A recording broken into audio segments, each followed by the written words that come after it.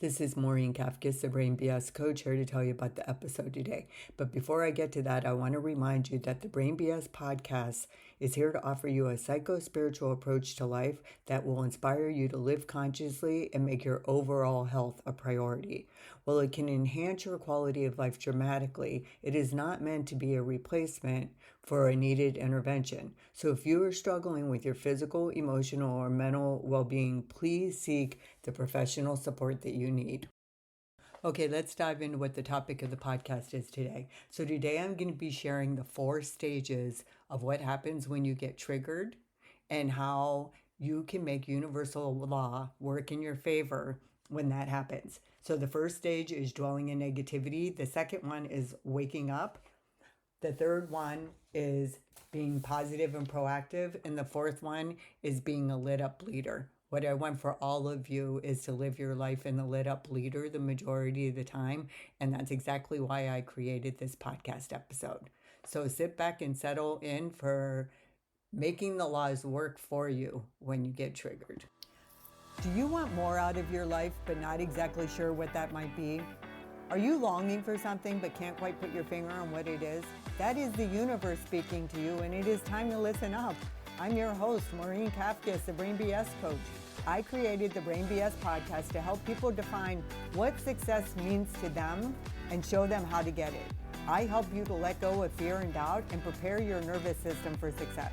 I show you how to understand your own energy and to trust yourself to make all the decisions. If you are ready to go inward and stop looking outside yourself for all the answers, this is the podcast for you. Now let's get started. Hello and welcome back to the Brain BS podcast. So today I'm going to talk about getting the universal laws to work for you when you get triggered. And I think most of you know what it feels like to get triggered and that it doesn't feel good. But basically, it's like when we get into reactive mode and we're automatically just like, you're just like really wound up. You have a really strong reaction to something. When we get into that space, we are not going to create anything that we want for ourselves. So I'm going to take you through the stages of being triggered because I have been a lot lately. Whenever we're trying to do something new and different, it's easy to get triggered because we have to go out of our comfort zone. We have to face things about ourselves that maybe we don't like. We can get a little judgy about other people in the process because that's what I do when I get triggered. That's one of the stages. So we're going to talk about the different stages, and then I'm going to kind of weave in how the laws apply to this. So the first stage of getting triggered is stage 1, and that's like automatic mode, and that's like dwelling in negativity. So I get kind of confused. My mind starts to spin in confusion, and I feel like something's gone really wrong. Almost get a little panicky. And I naturally, my first instinct is to start picking on my husband and making him the focus of my uncomfortable emotions, blaming him for not doing things, noticing things where he's coming up short, becoming more critical of him, and also putting myself in victim mode. Everything is happening to me. Like, why aren't things better than they are? Well, I'll use the example of my business and trying to create a community because it's challenging. It's difficult. I've never done anything like this before. I'm not sure I should be doing it online. I maybe should be doing it in person. There's all kinds of things at play. But when it doesn't go the way I want it to, I get into my head. I get into this negative space and I just dwell in it. And you will know when you're triggered and when you're in that space because of the way you feel. It is not a good feeling. I don't think I have to tell you that. Now, stage 2 is a little different for me because even when I'm in that space of stage 1, there's a part of me that knows that it's not real and it's just me buying into a bunch of bullshit, and it's me trying to protect myself and distract myself from trying to take actions. So I know this because of the work I've done. But the average person wouldn't even know you're in a stage. You would just think you're in life. And a lot of people can stay in this space for a very long time, even for their entire lives, where they think everybody's out to get them. They're critical of everybody else. They feel like a victim of society, a victim of the people around them. There's a lot of like self-righteousness involved, a lot of judgment and disdain and contempt for other people. I have spent time in this place, a lot of time, and I know how it feels, and it doesn't feel good. And I want to get out of that space now as soon as I can, but I don't have to do it as quickly now because I'm comfortable being uncomfortable. But I'm getting ahead of myself. Okay, so we're in stage two. This is where you have to this is where I wake up and kind of realize, oh, wait, this isn't real. And I am not behaving this way because of anyone else. It's because I'm triggered and I'm believing something that isn't helpful. I'm becoming aware that what I'm thinking, all these things that I think have gone wrong, all these problems that all of a sudden my brain is presenting me with, I'm starting to wake up and realize that none of it's real. It's just my brain trying to keep me doing the same old, and keep me safe and hidden and in the cave. Now, that's the first part. That's the first part of me waking up is a realization. It's an intellectual realization that none of it's real. But I still don't fully believe it in my body. And when I say that, what I mean is if you, like, say you feel heavy and overweight, you can't decide to think, I feel thin and beautiful if you don't really feel thin and beautiful. You have to really believe it. And if you do, then you feel it in your body. But if you're trying to believe something that you don't really believe and you're kind of trying to fool yourself, it doesn't work. So the second stage or the second part of stage two of waking up almost always entails me having a conversation with another person. And often, because my husband is there the majority of the time and he's my partner, he's the one I have the conversation with. And because he is the one that I usually pick on in the moment, it's because I live with him and I spend so much time with him. I point out to him that I know I'm being mean to you. I know I'm not being kind. I understand what's going on. This is why I'm doing this. And I tell him all this stuff. And then he almost always says, you're just believing your brain BS. That's the only problem. And then somehow, with going through the process of me realizing it intellectually first, waking up, taking note of what it's creating for me, what it is causing for me, and how it is making me feel, that leads to a conversation. And then when I have that conversation with him, it solidifies, oh, yeah, you're right. This is all bullshit. This is not even real. Until I get to that place, I'm at risk for sabotaging myself and paying attention and honoring hidden commitments that I don't want to be there. So I want to be fully aware when I'm in this stage, not make it a problem, accept that I'm there and go through the process of getting out of it. And this is going to happen over and over and over and over again as humans with the brain. We're always going to get triggered and we're always going to get reactive to other people. But we can change how we deal with all of it and we can accept it when it's there and not turn it into a big drama. So then I get to stage three. And stage three is I get back into a space of where I want to be positive again. I want to feel good about myself again. I start practicing self-care again because when I get into that negative, confusing, spinning energy, the last thing I want to do is exercise or walk or meditate. That's mostly what I need, but that's the last thing I want. It's typically how it works. So I want to get back to being more positive. I want to start creating more abundance for myself. So I go into my toolbox, and luckily, I've been working on filling and replenishing that toolbox for years now. So I have lots of tools that I can use. I have been this week when it started to happen, I grabbed my human design notes and my Gene Keys notes. I did the Golden Path program. So I went through the notes. It's all related to astrology. I have a podcast episode on human design in the podcast if you're interested in learning more about it. But I go back to those notes, which help me really, really understand myself and key important things to keep in mind in my life, my strategy, how I interact with other people, what my strengths are, my weaknesses, just how the best way for me to do things to create success with ease and flow. So I look at that stuff and then I zero in on like one of the gates in my human design, and I really focus on that and I journal on that and I get into a really good space with that. That starts to make me feel better, which is important because this is where I want to bring universal law into it. Is when you're spinning in negativity and dwelling in confusion and in a really bad place and picking on everybody else, you are not going to attract what you want. So you're not just all of a sudden going to attract something amazing that's going to make you feel better. You need to figure out how to feel better to attract that something amazing. So it's law of attraction. Law of attraction is you get what you put out there. So you keep that in mind when you're in this negative space, but also understand that we're not Pollyanna, we're not doing spiritual bypassing here. We are not going to be happy all the time. Doesn't mean we're never going to be unhappy and that we can't stay in a space of negativity for a period of time. If it's confusion, that's different than grief or major loss of something else or anger because you've been really abused by somebody. So we're not talking about trying to feel better fast.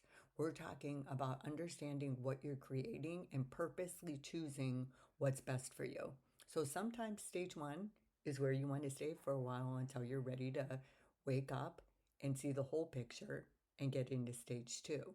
And then once you do that, that's when you're ready to start creating the abundance in stage three. So I also do this by booking sessions with my friend Miriam Ansley Harper for Akashic record readings. That always helps me. I can do something with Kathy Bashanko, who is into intuitive human design, and she did a reading for me about the Saturn return so that I can get really clear on what I'm creating.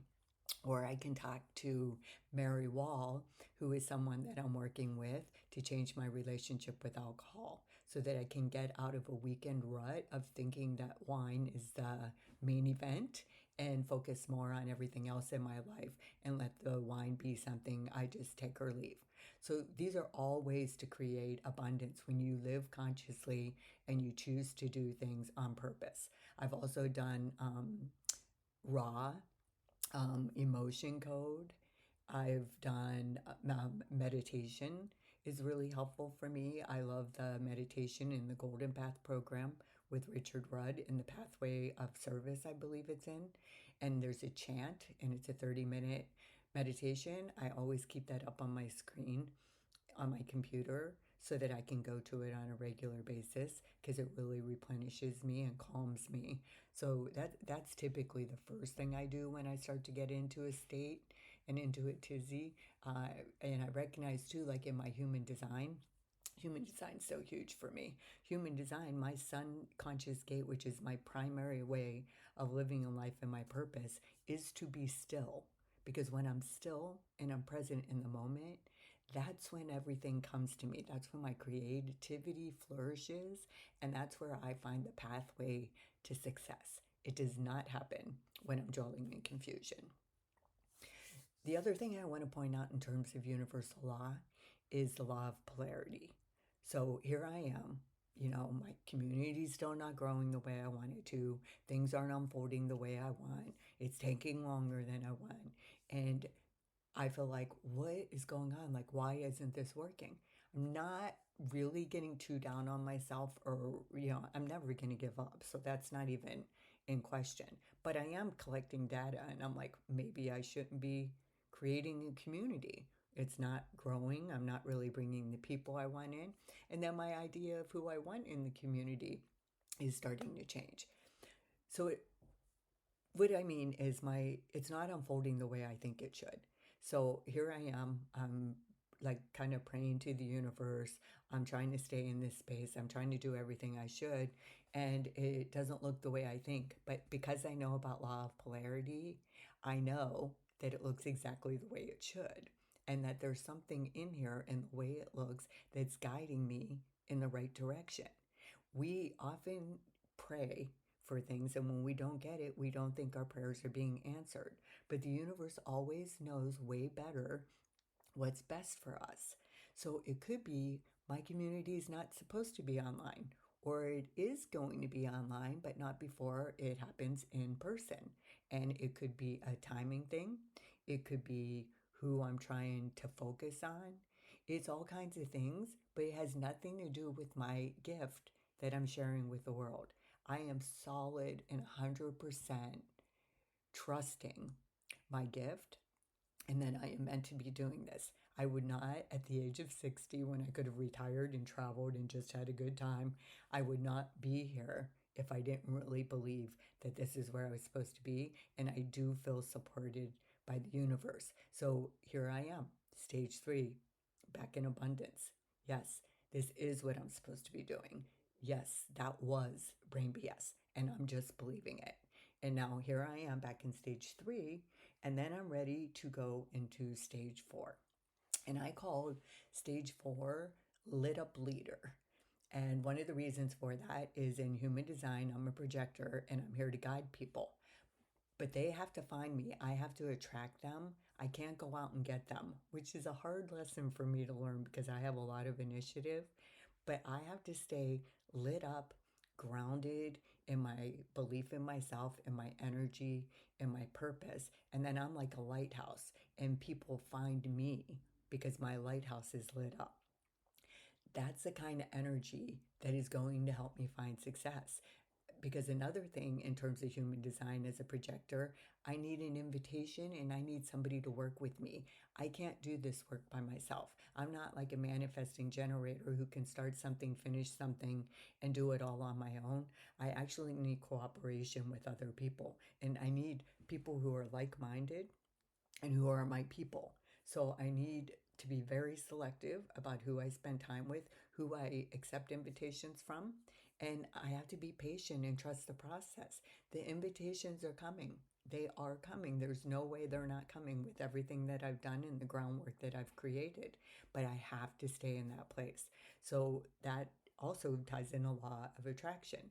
I have to stay in belief, and then it comes into law of cause and effect. I stay in that vibration, I stay in that belief, and I take actions from that place. So if I'm taking actions from stage 1 and I'm getting frustrated and upset and I'm trying to sign up for all these things and I'm trying to make all these things happen and I'm forcing things and I'm not allowing, that's not going to work because that's not going to get me what I want because of the law of cause and effect. What I do has to come from an abundant energy, a positive space, a clean space, and an intentional space. And that cannot happen when I'm unconscious in stage 1, because that's basically what stage 1 is. And that's why if you don't learn how to live consciously, you're going to spend the majority of your life in stage 1. And those of you who are struggling with that, I don't have to say anything else about it because you know how awful it is. You know the relentless chatter that can happen in your head, the constant criticism, self-judgment, the constant people-pleasing, trying not to rock the boat. It's complete exhaustion to live your life in stage 1. And I know that now. So that's why I'm so inspired to take you out of stage 1 and get you to the lit up leader stage where I am. So today, I would say doing this podcast episode and talking about this topic is getting me back into stage 4. I'm not quite there yet. I am struggling a little bit, but so what I did today is I signed up for a few things in the local community here. Is whenever I keep resisting something, I know that that's what I really need. And I've been resisting going out in the community because I've been thinking that I have to go out there and do cold calls and try to talk people into believing in what I'm saying and buying into what I'm doing and being like this super bold person. But then I remember that I'm a 2-4 in human design. I'm a 4 as an opportunist and networker. That's where I get everything from. That's where I find all my answers. That's where I get my support. That's where I get my energy. So instead of going out thinking that I have to try to talk people into believing in me and buying into what I'm selling, I'm going to go and support other people. So I signed up for a group here in Santa Barbara. It's a organization called Communal Table. They have a thing where you can actually go and have dinner and have these meaningful conversations around it. I really wanted to do it. My friend Allison told me about it, but it's sold out. But then I noticed that another one of their events is Talkcast. So they get together once a month, and they discuss different podcasts. And I thought, okay, well, this gives me an opportunity to learn about new podcasts. It gives me an idea of what people are talking about, what they care about. Now, I'm not going to go there and say, okay, my podcast should be the next one that you talk about. I'm not going to do that. I'm going to wait for the invitation. I'm going to wait for my relationship to evolve organically with the people in this group, and I'm going to see how it unfolds. And I'm not going to push it. I'm not going to try to make things happen. And I'm going to practice restraint and wait for the invitation. So signing up for that is good. And then I also signed up. There's a group organization here called Newcomers in Santa Barbara. For anybody who's new to Santa Barbara and listens to this podcast, it's an amazing group. There's like 1,000 people in it. And it's all people who want to make friends and they want to meet new people. And I mean, talk about network. It's incredible. So I joined a committee called the Mindfulness Committee. Now, there's things I would like to do in that committee.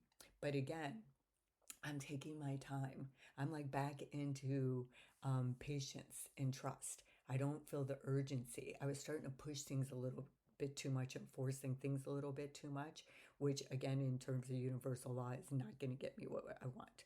So here I am. I'm in stage 4, getting back to stage 4, and I'm feeling when I get into stage 4, I stop thinking about myself and I think primarily about other people and what I can do to help them and support them. And I also understand this is where law of reciprocity comes in for me. I also understand that who I help and support may not be who reciprocates that support. I could do all kinds of really good things from people, not hear from them, not really get recognized for it, and not get acknowledged for it. And I can totally trust that it does not matter because the universe is keeping track of it. The universe is seeing what I'm adding to my value bank, and there's no way it's not coming back to me. So we've kind of talked about 3 or 4 different stages, right? The dwelling in negativity and how that's not good for law of attraction. The waking up part and how it is intellectual, but you also have to feel it in your body. The 3rd stage where we're able to get back into a positive space again. And actually, like, it's where we can start being proactive and kind of go into our toolbox to figure out what's going on. And then I get to stage 4, which is a lit up leader, which is what I really want for all of you. I started to think about it when I was thinking about why I want to create a community. And it's because I want to create a space where people take responsibility for other people, where they are in leadership energy and they're capable of doing that. Now, that doesn't mean that I don't want to be with people who are not leaders, because I want to be a good leader for the people who need followers. So I want followers and leaders to work together so that the leader has someone to lead and the follower has someone to follow. And when you look into creating communities, which I'm doing a course on right now, they want me to be more specific. They want me to identify exactly who I want in my community, and I don't have a certain ideal client in my community. And you're not supposed to have it for everyone. And I think as I talk about this, I might just have to do it my way. I might just have to do it my way. I'm thinking because I've been reading my notes, and when I try to do business like other people tell me to, and do it the way that other people suggest instead of the way that feels correct to me, it's always going to cause me problems. And yeah, duh, that's exactly what's happening to me. So I want to just tell you about one other thing that I use. And I call this stage, it's not stage 5 really, it's more a tool that I use when I get into this state. And it's called primary state of mind and the fear factor. So the primary state of mind is, these are both handouts that are in my course. And the primary state of mind tells you why I did a podcast episode on this recently, actually. It tells you why you're feeling the way you are. And then the fear factor is really getting specific. So I did the fear factor this week with the way I was feeling about my business and the spinning and confusion and the negativity and the fear. And I was able to recognize that I'm not ready yet. I'm not ready to proceed with hiring this woman that I was going to hire to help me build a community, and I was going to pay her, some money to do that. And I know that it's coming, but I just know also that it's not time. So I have this course, the Mastering Brain BS for Success course, that has all these tools in it that you can use that can help you to not spend your life in stage 1 and help you spend the majority of your life in stage 4. If you think that would be of interest to you and something that you want to learn more about, you can schedule a connection call with me to talk about it. I also have that community that goes with that, the Brain BS community, where you interact as little or as much as you want, but you can actually ask questions there. Now, is that community going to stay the same as it is right now? No, it's not, because the more I learn and the more I grow, it's going to continue to change. But right now it's $100. And for $100, you get the course and the community. I also offer one-to-one coaching if you want to dig deeper with this, which I love doing, and it's really effective and it's a faster way to understand all this information. But I'm not sure how long I'm going to be doing that either. And that's not a ploy to get you to, I'm like, trust me. I have a little work to do on marketing, and I am doing it. But again, I think my marketing is going to look different than other people. I just can't do it. I can't like round off the prices a little bit lower to make people think they're spending less money. I can't put like a deadline on it so that people feel like I could put a deadline on giving access to the course to somebody who bought it, because that's meaningful. But to try to do it to sell it, it doesn't work for me. Okay, so I think that's pretty much all I have for you today.